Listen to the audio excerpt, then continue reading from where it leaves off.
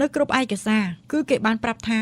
ប្រភេទពពួកមេរោគដង្កូវស៊ីធ្មេញនោះគឺវាបង្កឲ្យប៉ះពាល់លើបេះដូងឲ្យប៉ះពាល់ទៅលើកាពះពោះវៀនឲ្យប៉ះពាល់ទៅលើការរលាកសន្លាក់រ៉ាំរ៉ៃហើយច្រើនមែនតើដល់ពេលអញ្ចឹងខ្ញុំគិតថាគាត់ក៏អាចកើតមហារីកខួរឆ្អឹងនឹងដោយសារមេរោគ Entamoeba gingivalis ដែរពីព្រោះអញ្ចេះគេនិយាយថាមេរោគ Entamoeba gingivalis ហ្នឹងថាវាអាចបង្ក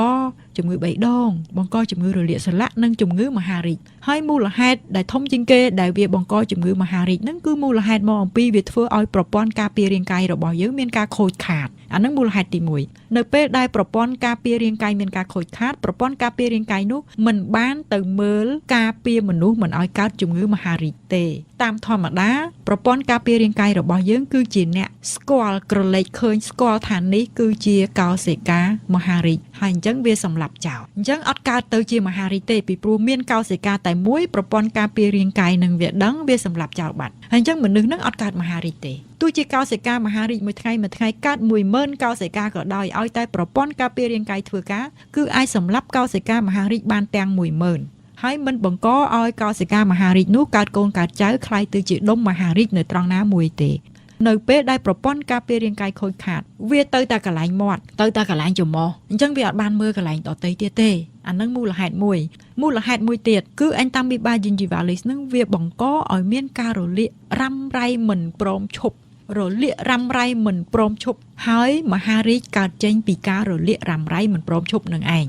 មិនមែនរលាករ៉ាំរ៉ៃទាំងអស់កើតមហារីកទាំងអស់ទេក៏ប៉ុន្តែមហារីកទាំងអស់កើតចេញពីការរលាករ៉ាំរ៉ៃទាំងអស់អញ្ចឹងយើងនិយាយមូលហេតុតែពីរនឹងបានហើយមិនបាញ់និយាយដល់ជាតិគីមីពុលមិនបាញ់និយាយដល់មេរោគដទៃទៀតដែលមកព្រួតគ្នានិយាយតែពីរនឹងក៏គ្រប់គ្រាន់ដែរអញ្ចឹងធ្វើឲ្យខ្ញុំនឹកឃើញដល់អ្នកជំងឺជាច្រើនរបស់ខ្ញុំដែលខ្ញុំប្រាប់គាត់ថានេះអស់កម្លាំងលហិតលហៃហ្នឹងមកពីធ្មេញអាលៀកកាពះរ៉ាំរ៉ៃហ្នឹងមកពីធ្មេញអាលៀកថ្លើមរ៉ាំរ៉ៃហ្នឹងមកពីធ្មេញរលាកក្រពេញទីរ៉ូអ៊ីតហ្នឹងក៏អាចមកពីធ្មេញដែរគេងមិនលក់ហ្នឹងក៏អាចមកពីធ្មេញដែរពីព្រោះរកឃើញមេរោគតែមួយណាមេរោគនៅក្នុងនោះយើងមើលឃើញនឹងភ្នែកហើយឃើញមេរោគដទៃទៀតមកកណោនៅនឹងស្រាប់តែរកទៅវាឃើញនៅក្នុងឈាមរកទៅឃើញនៅក្នុងលេមួករកទៅឃើញនៅក្នុងទឹកនោមហើយអញ្ចឹងរឿងអីថាវាមិនតាក់ទងគ្នាហើយបើចង់ព្យាបាលមេរោគផ្នែកខាងក្រោមនឹងឲ្យជាតើតែយកប្រភពរបស់វាចេញ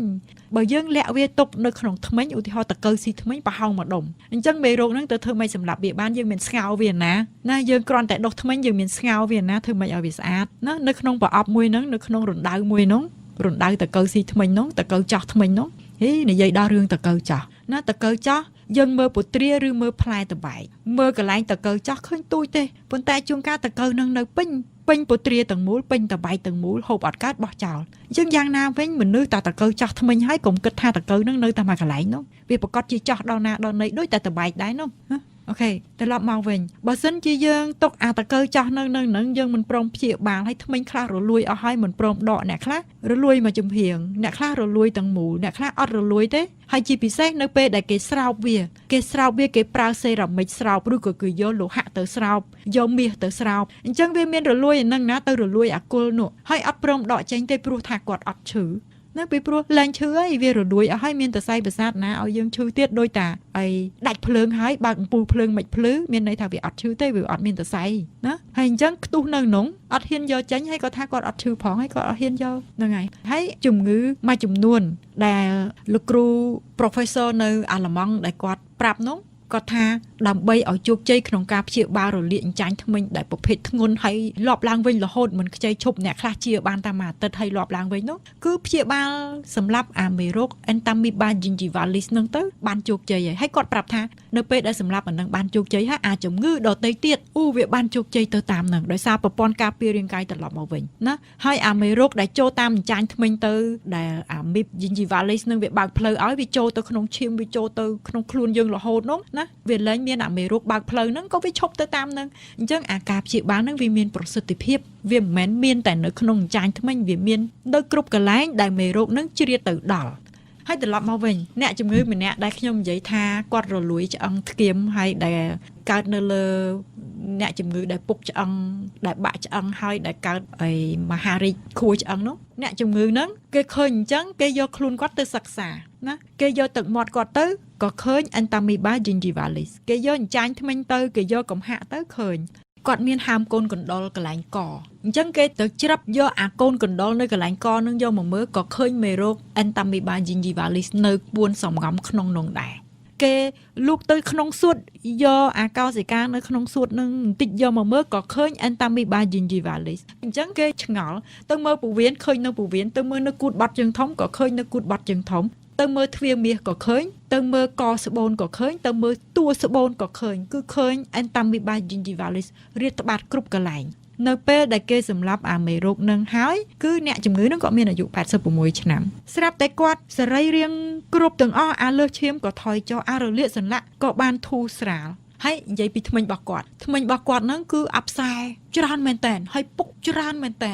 ហើយដល់ពេលអញ្ចឹងគេដកធ្មេញគាត់អាពុកហើយនឹងអាលួយគល់អស់នោះគឺគេដកចេញទាំងអស់ពុកអញ្ចឹងតែកាលណាយើងអត់ព្យាបាលអាកន្លែងពុកហើយនឹងអាលួយនឹងទេវានឹងរាលដាលហើយរាលដាលគឺស្លាប់ហើយពីព្រោះតា septicemia មេរោគនឹងចូលដល់ពេញក្នុងឈាមទៅដល់ខួរក្បាលកន្លែងណាក៏ទៅដល់ទៅតាមចរន្តឈាមគឺគាត់ស្លាប់ហើយអញ្ចឹងគេត្រូវដកធ្មេញហើយពេលគេដកធ្មេញគឺដកទាំងអស់ដកអាលួយនឹងចេញទាំងអស់ហើយអញ្ចឹងវាច្រើនធ្មេញដកទាំងអស់ប៉ុន្តែសំខាន់បំផុតគឺគាត់ជាហើយគុណភាពជីវិតរបស់គាត់ខ្ពស់ធម្មតាដូចមនុស្ស86ឆ្នាំធម្មតាលោកស្រីជាមិនតេតងនឹងកៅស៊ីថ្មិញហ្នឹងបើនិយាយពីក្មេងៗវិញស៊ីតាំងពីតូចខ្លះឡើងគ្មានសល់គល់ផងហ្នឹងតើត្រូវធ្វើមិនដែរលោកស្រីជាមិនមូលហេតុដង្កូវស៊ីធ្មេញវាមានច្រើនខ្ញុំនិយាយអំពីដង្កូវស៊ីធ្មេញដែលកើតលើមនុស្សដែលឆ្លងមេរោគ gingivalis ដោយសារអនាម័យមិនប្រក្រតី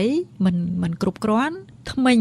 វារត់មិនត្រង់ជួរហើយយើងសម្អាតមិនបានឬក៏ធ្គាមទាល់ដុសមិនផុតឬមួយក៏មិនមានបញ្ហាអីអស់អញ្ចឹងទេប៉ុន្តែគាត់ខ្ជិលដុសធ្មេញតែអ្នកខ្លះគាត់ដោយសារស្ករហើយមេរោគដទៃទៀតមិនមែនមេរោគ Entamoeba gingivalis ទេពីព្រោះមេរោគមានច្រើនគ្រាន់តែថាបើសិនជាមាន Entamoeba gingivalis គឺវាគេហៅរកស៊ីធ្មេញគឺវាស៊ីអញ្ចាញអស់ហើយណាហើយវាស៊ីចូលទៅដល់ក្នុងហើយវារាលដាលច្រើនហើយធ្វើឲ្យមេរោគដទៃទៀតហ្នឹងវាអាចជ្រាបចូលបានដល់សរសៃឈាមអាចជ្រាបចូលបានដល់សួតអាចជ្រាបចូលបានដល់កន្លែងដទៃទៀតជាច្រើនអញ្ចឹងការពុកធ្មេញខ្លះកូនក្មេងខ្លះគឺវាពុកដោយសារវាអត់ដុសធ្មេញវាហូបស្ករគ្រាប់ឬក៏អាហារជាប់ធ្មេញហើយអត់បានឆ្កឹះអត់បានលាងម្ដាយឪពុកអត់បានជួយមើលអត់បានជួយបង្រៀនហើយក្មេងខ្លះទៀតគឺគាត់ខ្វះសារធាតុចិញ្ចឹមខ្វះសារធាតុដែលធ្វើឲ្យធ្មេញនឹងវាមាំអញ្ចឹងធ្មេញនឹងវាឆាប់ពុកអញ្ចឹងហើយដល់ពេលអញ្ចឹងអ្នកស្រាវជ្រាវបានបង្ហាញឯកសារដែលខ្លួនបានស្រាវជ្រាវតាំងពីដើម